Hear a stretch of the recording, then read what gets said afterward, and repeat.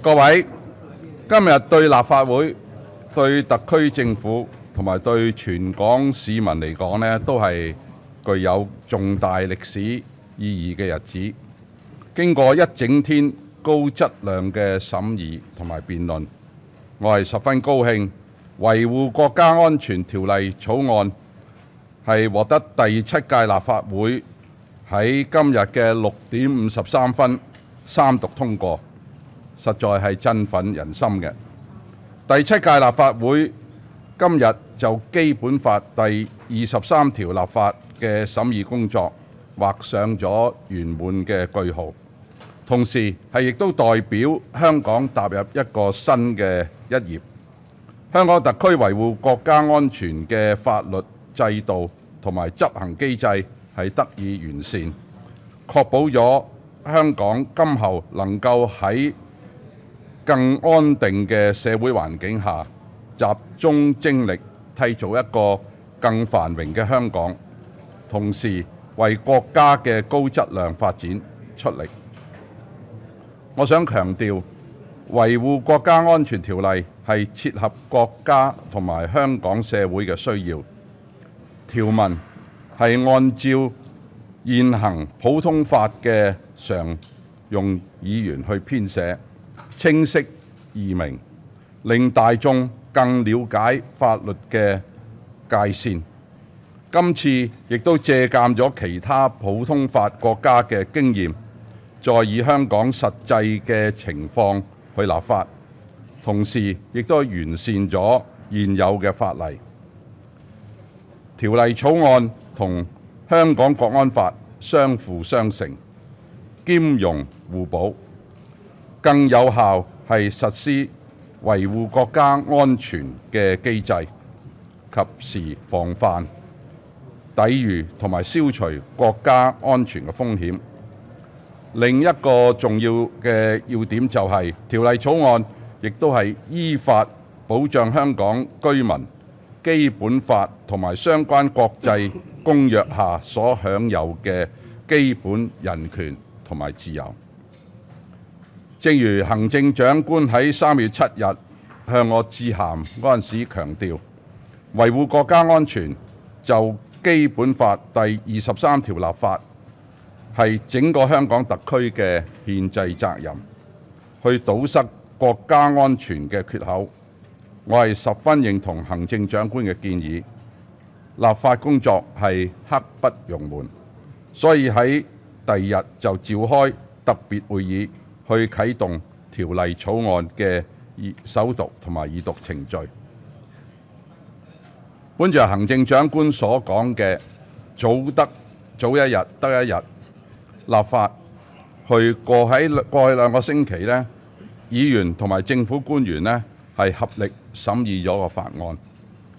法案委員會更加開咗馬拉松式嘅會議，議員提問咗過千條嘅問題，審慎、嚴謹同埋全面去研究每項條文。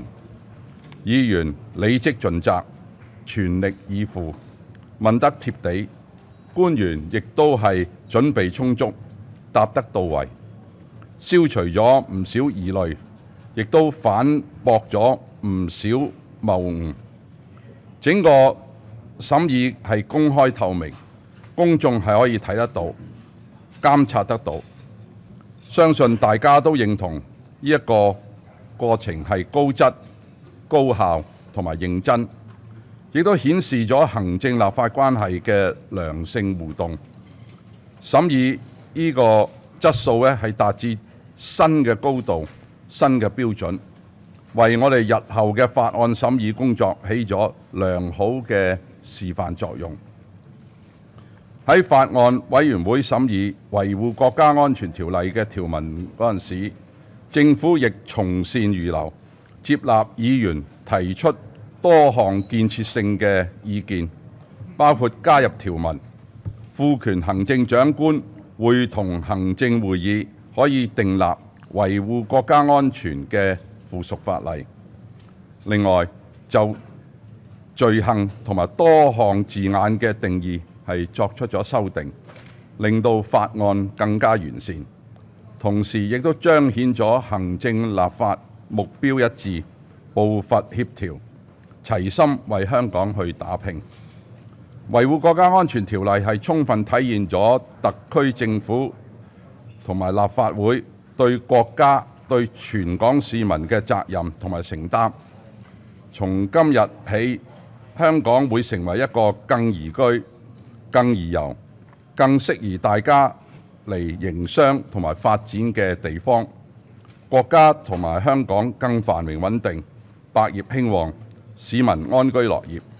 一國兩制係行穩致遠嘅。最後，我係感謝所有嘅官員同埋我哋立法會秘書長同副秘書長帶領嘅團隊去支援今次嘅立法工作，令到呢個立法係得以喺順利同埋短時間去完成。主席，即係今日你都打破咗個慣例，贊成票啦，即係擔心影響咗我哋之前一啲決定，即係可能加會啊，即係或者豁免嗰個二讀辯論，就到呢個決定嗰個嘅公正，即係同埋睇翻你2016年第一次去參選主席嘅時候，你都提到，即係如果你嘅一票係關乎香港嗰個福祉咧，咁你就考慮投票啦。即係今日都見到其實可能發言支持，但係議員都本身都已經支持，即係會唔會即係可能你當年嘅説法有少少出入咧？第一樣嘢我頭先都講咗啦，23條立法呢唔係一個普通嘅立法，係我哋拖欠咗國家將近27年。咁呢一個呢，其實係關乎唔單止係香港嘅本地法例，而係關乎國家嘅安全福祉。如果冇國家，我哋香港點樣發展繁榮都係冇實際嘅基礎。咁我今次去做嘅就係我覺得我哋全體嘅議員咁辛苦去審議呢條法案，大家嘅意見都係一致去投贊成票。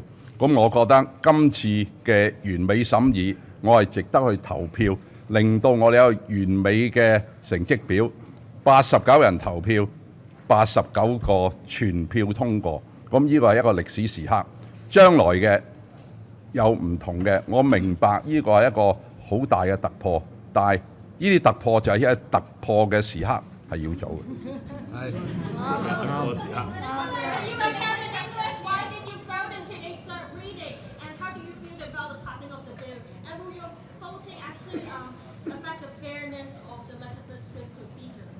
Now I repeat it in English that usually the president refrains from voting. But the legislating of Article 23 is not merely a Hong Kong law. It's not an ordinary legislation. It concerns the national security and the well-being of both Hong Kong and our motherland. And without national security, the development, prosperity and stability of the country and Hong Kong would be short of solid foundation. And we owe our country more than 26 years for delaying the legislation of Article 23. And I know my fellow legislators work extremely hard, and they have expressed they will all vote for the legislation. And I think this is a special occasion for special consideration, and I want to have a perfect, record. So I vote this time so that we have 89 members, we have 89 votes. Mr. President, do you expect further foreign sanctions on lawmakers and officials, as well as possible downgrading of travel advisory indexes on Hong Kong for passing Article 23? Would the next step be to continue explaining the law or to move on? Why so? And specific questions for Mrs. Regina Ip. How do you feel passing the bill in its second attempt as a lawmaker? And as you've mentioned previously, could you explain why do you think there's more impetus for Article 23 now? And what's the biggest challenges Hong Kong face, and how is it different from 2003? Thank you very much. I'll let Martin to answer the first part and then Regina answer the second. Sorry, what was the first part? I wasn't listening. Do you expect further foreign sanctions on lawmakers and officials, as well as possible downgrading of travel advisory indexes against Hong Kong for passing Article 23? Sorry, downgrading of what? Travel. Well, Well- yeah, later. Well, I can only tell you one thing. Well, I think we'll just do what we think is right to do. I think we're doing the right thing, and I don't think we give other consideration. No extraneous matter can influence us in one way or another. We'll just go and do the right thing, and this is the right thing to do. So you're confident that sanctions won't come because you've done the right thing? Well, whatever will come, okay? Well, but that's not my consideration. Yeah. I think, what Martin said is I can also speak for all my legislators, we have to legislate for the security of our country and Hong Kong. Whatever comes, it'll come. We don't mind. You can see other countries do everything to protect their national security. And why can't we protect our national security? Okay? Be it downgrade, be it whatever, we don't mind. But Hong Kong is such a beautiful place for doing business and traveling into Hong Kong. So if they don't come, if they don't do business here, they miss their chances. Regina. The Safeguarding National Security Bill, which was just enacted, will make Hong Kong safer and more secure. So I don't see why any country will want to downgrade the travel advisory. As the President pointed out, Hong Kong is a very appealing city. I think people who take actions against us, who downgrade us, or threaten sanctions against us, they will regret it. And we are not daunted by these threats. As for myself, I am deeply honored that I'm able to take part in this legislative exercise for the second time in different capacities. The completion of our constitutional duty to safeguard national security is long overdue. We are all very happy that we are finally able to complete this highly honorable duty. And I'm sure Hong Kong will do better going forward. We will become more prosperous, more safe, more secure going forward.